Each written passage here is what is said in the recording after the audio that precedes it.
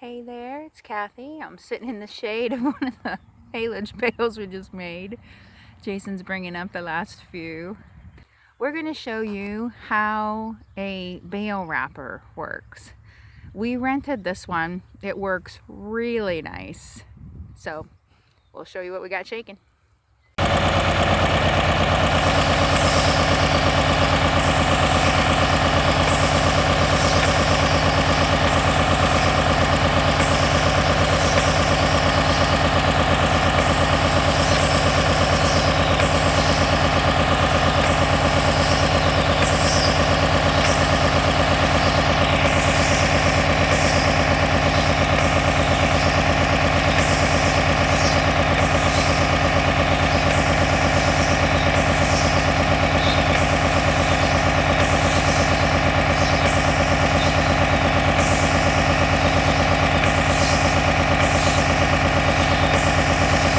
And the wrapper can go a little faster than this. You can tell the bale is a little out of shape.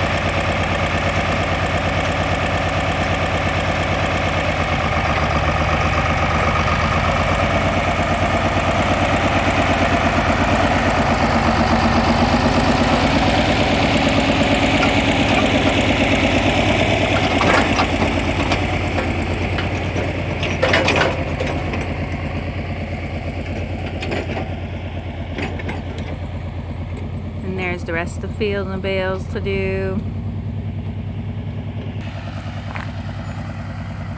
And here's an example of a nice windrow.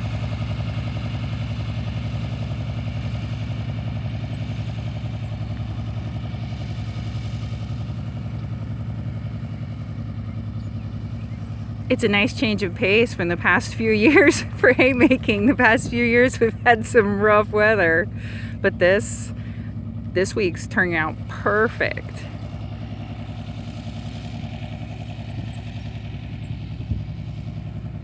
Three or four nice sunny days in a row.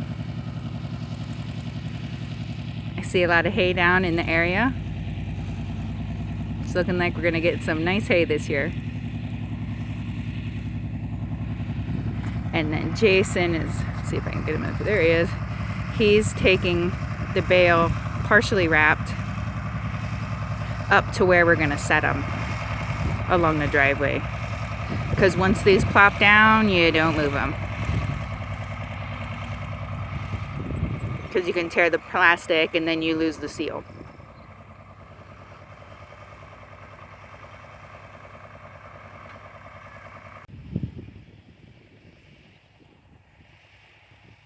Then, as you can tell from this picture, Jason raked two together. It's a little bit over the distance of the rake and the distance of the haybine don't quite match up evenly. But since the baler can handle more hay than we can put in a single cutting pass, we just rake them together. And that's the driveway up to the barn. So we're just putting the haylage in this grass strip here.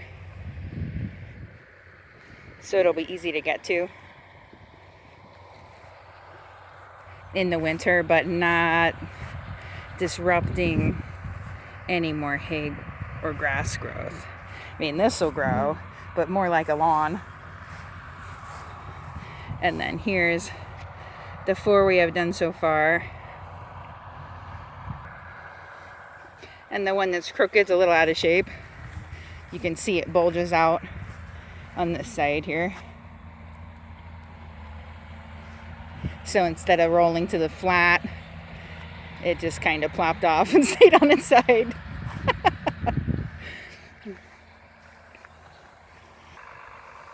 Then you can see Jason in the distance wrapping as he comes this way.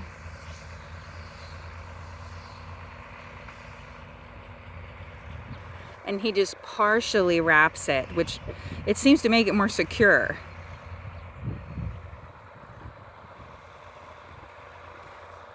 And then drives it the rest of the way up here, which isn't very far.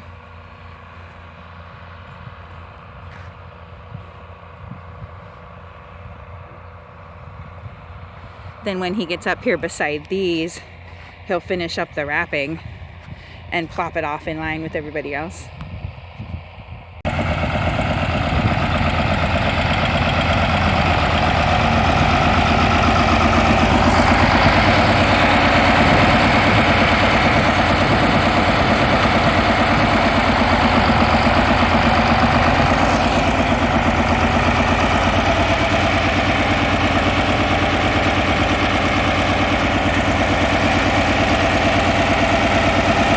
He's got the controls right up there on the fender.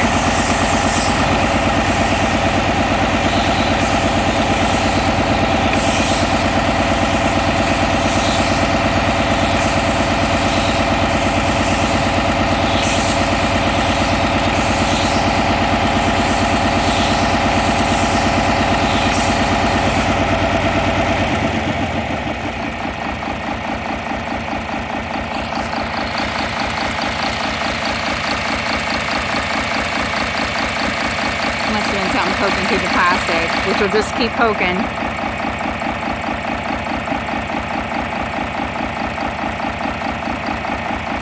So bend them over, cut them out.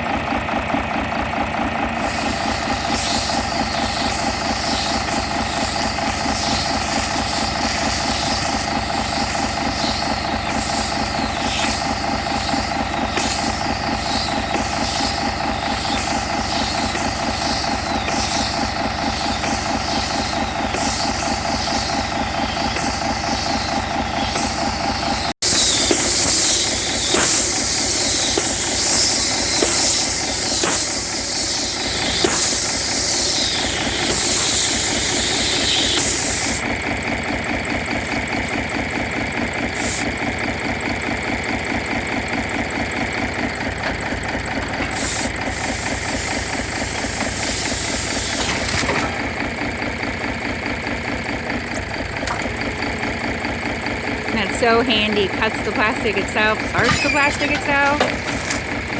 Nice.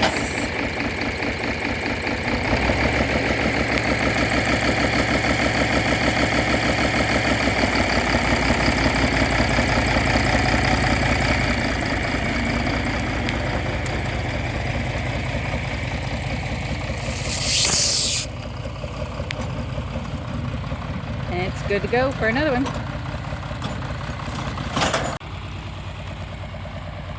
And then there's a little bit closer look at the one that just came off. And in case you're wondering, we're renting this machine, the wrapper, from a dairy farmer who lives maybe 10 miles away. So we pay per bale. Or if you want, you can pay him to come and do it. And he has an individual wrapper, like I said, this one we're using, and then a tube wrapper. The tube's faster, but we like them individually wrapped. And this is the second field we've used it on. It's worked out super good. It is such a nice machine to use. Here comes Jason with another bale.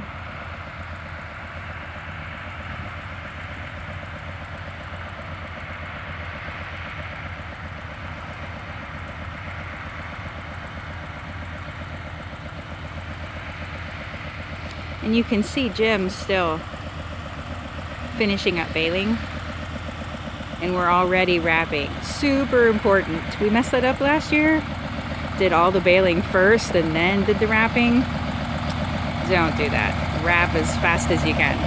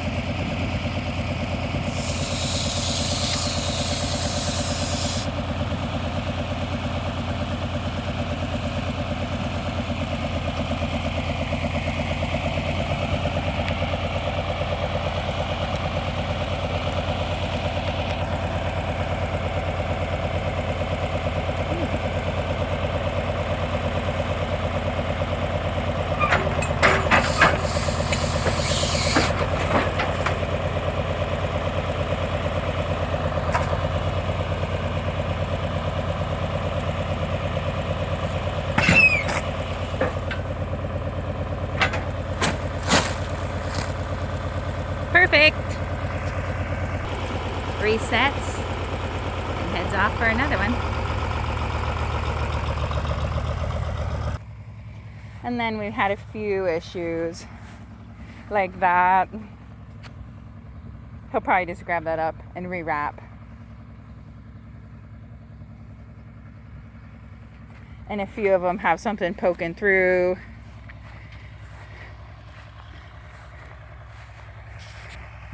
So I'll go grab the tape.